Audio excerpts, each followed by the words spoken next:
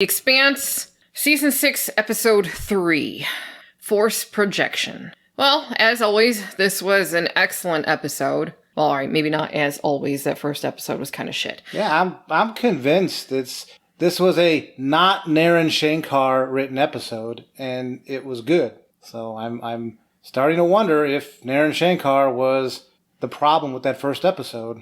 Yeah, I would assume so. Well, I mean, to just talk about that first episode a little bit, I mean, Naren Shankar, he's old. Sorry, old man. He's older. I know he was around in the early 90s working on Sequest, and who knows how long before that he was working in Hollywood as well. I think it was at season 3 of Sequest, which got it canceled, so just keep that in mind.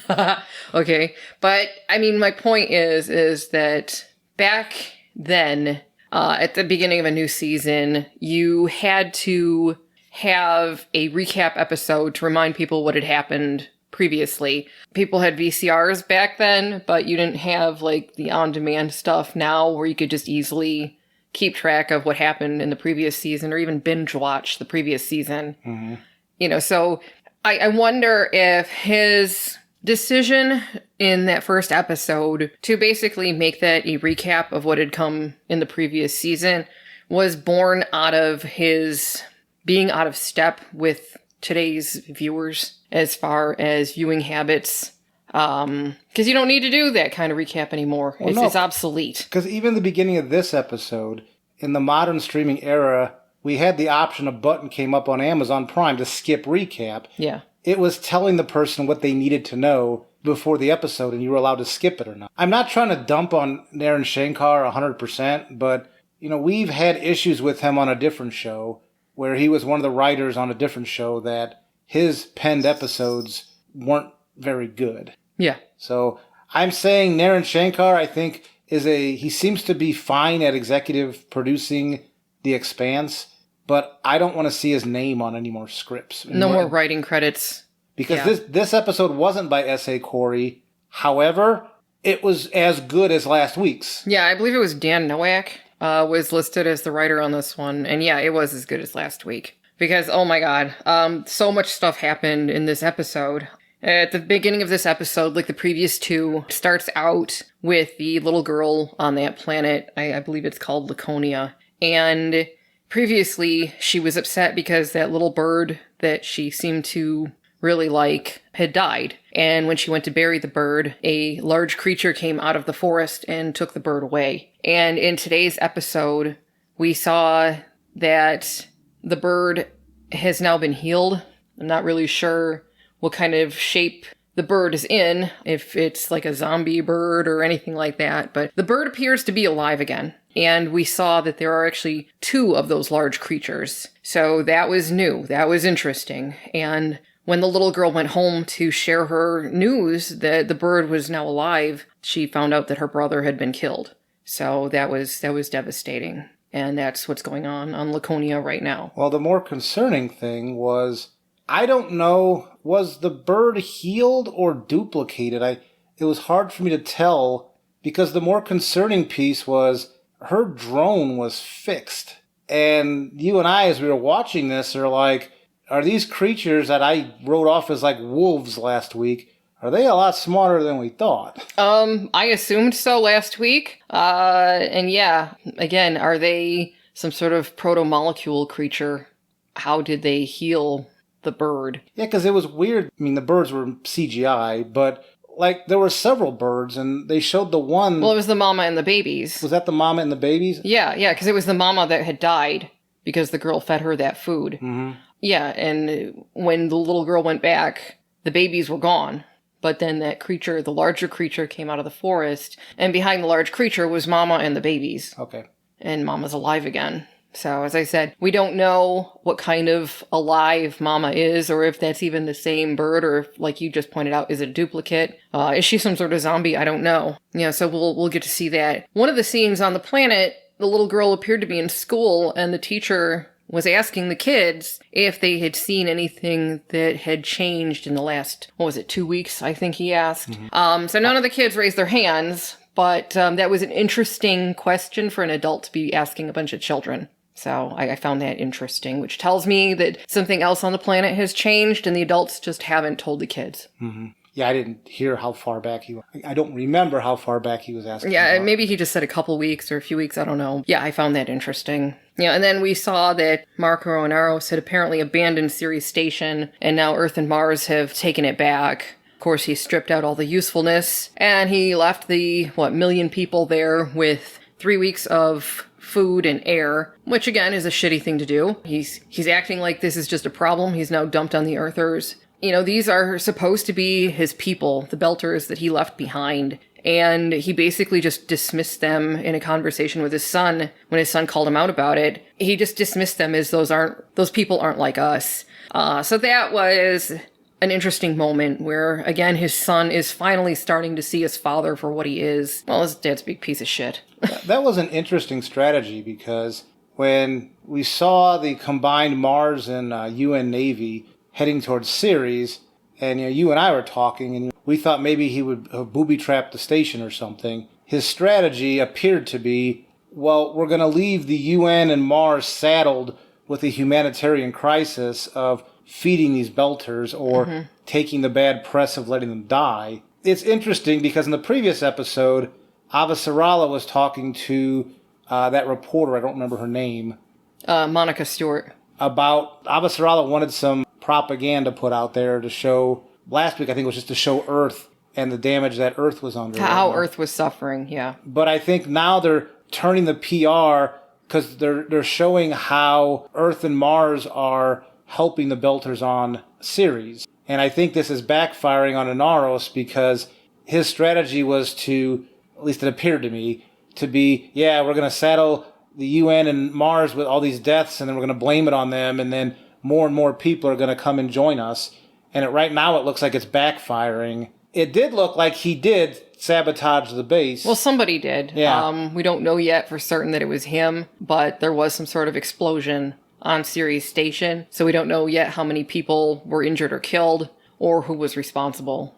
So we'll just have to wait and see. One other thing that happened was that Prax, the plant guy who was friends with Amos back in, I think it was season 3, we saw him reach out to Amos with a new strain of yeast that looks like it could be used to feed a lot of people using very few resources to grow it. So that could be the answer that Earth and Mars have been looking for in order to feed, well, the people on Earth, the people left on Mars, and the people in the belt. So, I mean, that would be outstanding. I mean, that looks where that's headed, but we'll see. When Prax contacted Amos, he was like, they mentioned like he was bouncing off of several communication relays because this was an extremely secret call. He was, well, it was a recording. I guess it wasn't an interactive call, but it was supposedly a very, Prax did not want it to be traced, so he was bouncing it off of several things to get to Amos. Yeah, one of his fellow researchers was killed by the Marco Inaros' Free Navy for supposedly collaborating with the Earthers, which it sounds like maybe she was trying to get that information to the Earthers. Prax actually succeeded where she failed. We got to see Anna. She was doing a news story, humanitarian news story. Yeah, Pastor Anna. It was good to see her again, because she was one of the really good characters. So, I mean, it was really nice to see her again. Again, she was one of those untainted characters, so that was nice. We also saw that Drummer was consolidating her forces to go up against Marco Inaros, so that was good. And it was interesting, because the person that Drummer was going to get kicked off her ship, she was watching Anna's news story, and then there was a little bit of a disagreement between that person and Drummer's... one of the males. Yeah, because the lady who was going to get kicked off... I think her name's Michia. Michia. She was arguing that, again, the propaganda is kind of working now. It's not that Anna was behind the propaganda, but they were just covering the accurate facts, or she was covering the accurate facts. The question came up, just because the Earthers did this to us, and this is why we have all this hatred for them, the inner planets... But now we're doing the same thing to them, and the implication is, well, how does that make us any better? So there was a discussion on the ship about that, and then Drummer's like, what are you two doing in the corner over there? And they're like, nothing, just a disagreement of opinion. Yeah. Well, I mean, the guy, he sounded a lot like Marco Inaros. That's not a good thing. There was an interesting moment. Holden actually asked Clarissa to take a watch shift. Basically, just, keep an eye on everything while he goes and takes a nap. And at first she was hesitant to do it, but she did agree. And before Holden went off to take his nap, Clarissa told him about, how she got her mods because of him, because she wanted to get revenge on him for her father. Obviously, we know now that she knows what her father was really up to, and she regrets what she did. Her describing when she murdered the man she worked with on that other ship. I don't remember the name of this ship. Yeah, they were like maintenance people, and he was like the head. Yeah, the head maintenance guy. And she was talking about how much she regretted doing that, the guilt that she feels. And every time she uses her mods, she sees his face. She thinks that's why she throws up after every time she uses her mods, is because she's reminded of what she did to a person who was very nice to her. Yeah, and I try not to cross the streams on these reviews, but as anybody watches my part of the Discovery reviews knows that I've been waiting for Michael Burnham to show any sort of remorse. Yeah, Star Trek Discovery. Star Trek Discovery. This is a perfect example of, again, this was one person that she was having on the Expanse, that she was having now remorse. Now it was beyond guilt and into remorse. And my complaint about Michael Burnham and how they're not even addressing all those people in that war that were killed because of Michael Burnham. I'm probably going to be talking about that in our next Discovery review, so I'll just leave it at that just by saying these type of things are what I'm able to connect with characters that show that they have humanity to them. Mm-hmm. And when characters don't show these sorts of traits, and Inaros is a perfect example. He's got some sociopathic, bordering on psychopathic tendencies. He just creeps you out, and honestly, when I watch Star Trek Discovery, I get that same type of disconnect from human emotions when it comes to some of their characters. So, well, that's what happens when you don't write your characters well. I'm not saying that Marco Inaros isn't written well, because he is. He is displaying those. But you're not supposed to like that. Well, character. Exactly. He's obviously a psychopath with some sort of weird messiah complex. He justifies all the deaths that he does as for the cause or some other reason. The joke I've been making, I'm not even sure he pushes it way down. He just doesn't care. Yeah, he's like, it's fine. Yeah, he comes up with excuses, which I guess is justification in his head. Which brings us to the last point. He crossed paths with the Rocinante, and instead of just continuing on his course to do what he was out there to do, he decided, no, we're going to get into a fight with them because I want to kill James Holden. He thought he had him outnumbered. He had ships that were better armed. And the people around him told him now is not the time to take on the Rocinante. We've got this other stuff we have to take care of. Just let it go. Well, and he wouldn't. Like you and I were talking before the episode got going, because we were talking about, because in the previous season they were talking about how the Free Navy was getting a hold of like technology from Mars. Yeah. And then we were talking about, but basically Belters are learning how to use this on YouTube. You probably got some Martian consultant because they were buying it on the black market, but mostly just learning on their version of YouTube.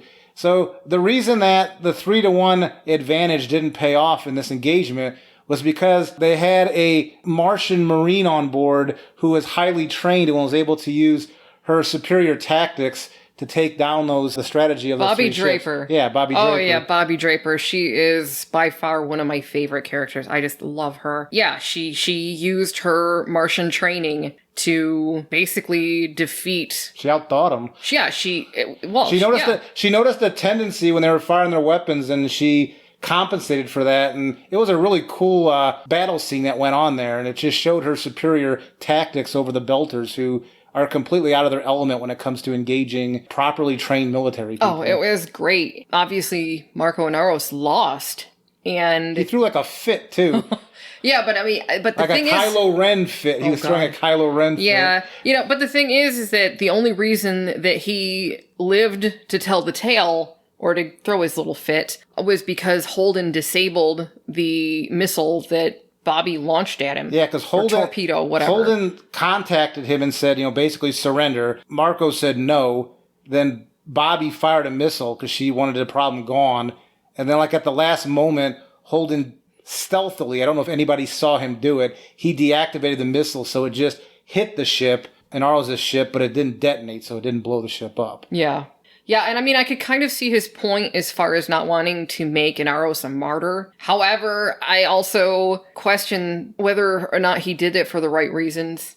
Well, like, I think he did that for Naomi because her horrible son was sitting right behind Marco. The positive side effect, I don't know if he knew this, maybe he did, but Inaros basically, by being hit with the missile, but it not, blowing up, detonating, that's going to stick with him that he was beaten and he should be dead. His whole crew should be dead because of what he was doing. Oh, yeah. But they're not dead, and that's his son even called him out and said, this is all, when Inaros was trying to blame everybody, including his son, and then the son pushed back and said, no, it was you that went after Holden. You didn't have to do this. That, I personally think that him being hit with that missile, that shows that we would all be dead if it wasn't for that missile not blowing up. Yep.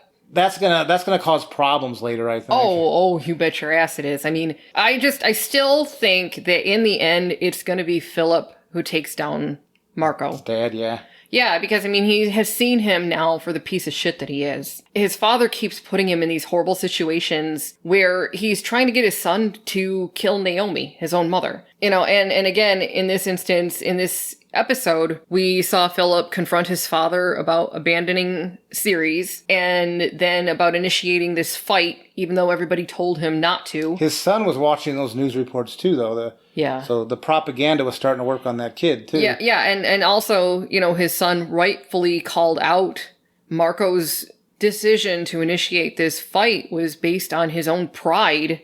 He wanted to kill James Holden, and this has nothing to do with fighting the Earthers or Mars or, doing anything for the belt. This was 100% selfish. It was good to hear Philip finally call his father out, and he did it in front of everybody on the bridge. So, I mean, as I said, I really think in the end, it's going to be Philip who takes out Marco.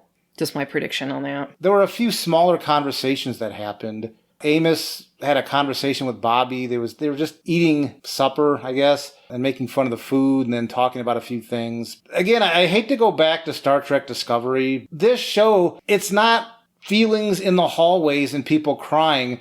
When they have dialogue, it's either to develop characters or to present extra information. This, between Amos and Bobby, it was a conversation where they were basically exchanging different opinions about things. And it was funny because Bobby asked about Ceres and what sort of things are on there. And Amos only knew about some of the seedier stuff. And she's like, that's it? And Amos was like, I never bothered looking for anything else. So that was funny. Yeah, that was pretty good. And Naomi, when she opened up the Holden and talked about when she froze. Yeah, which was in the previous episode. She froze. She was supposed to jump out of the Rocinante and onto the Azure Dragon. And she froze rather than jumping. And she told Holden that it was because of what happened after she jumped from that airlock off of Marco's ship without a suit on. And that's what that was about. This episode I thought was really good. The battle scene, the space battle scene between Inaros and the Rocinante. Oh, that was fantastic. Yeah, it was really good. As I said last week, it's nice to have the Expanse back because that first episode, that did not interest me at all. And in fact, a lot of last season was disappointing for me. But these last two episodes, this is the Expanse. This is what I've enjoyed. I'm actually looking forward to watching next week's episode. Well, the last three, apparently. Mm-hmm. The last one final thing happened in this episode. At the very end, we saw that Marco Inaros has some sort of new ship that is currently in the vicinity of Laconia, which is that planet that little girl is on, that we always see at the beginning of the episode with the little creatures and things. Yeah, they built the drone or rebuilt the drone. And yeah, with the little bird and the larger animals. So we're going to wait and see what that means. Well, I mean, there had to be a reason why they kept showing that planet, and I guess this is it. Maybe we'll find out more in the next episode as to what's really going on there. Yeah, this was a really good episode, so I guess my recommendation is watch it.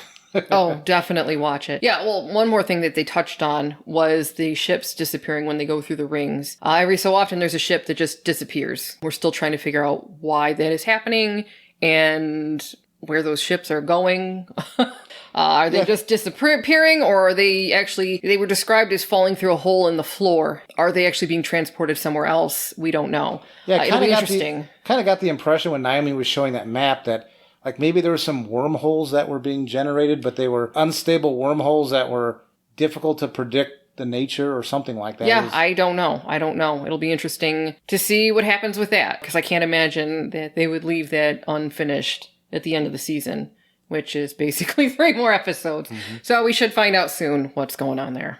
And that's it. Really good episode. I highly recommend watching. You guys are listening to this, so you probably have watched already. If you have any thoughts about this, definitely put them in the comments. We would love to be able to discuss this with other people, because, thanks to the beer plague, we don't get out much. No, I don't think most people do in this. So hey, if you have anything to say, we would love to have a discussion about this. But anyways, thanks for listening to us, and we will talk to you in the next video. Take care.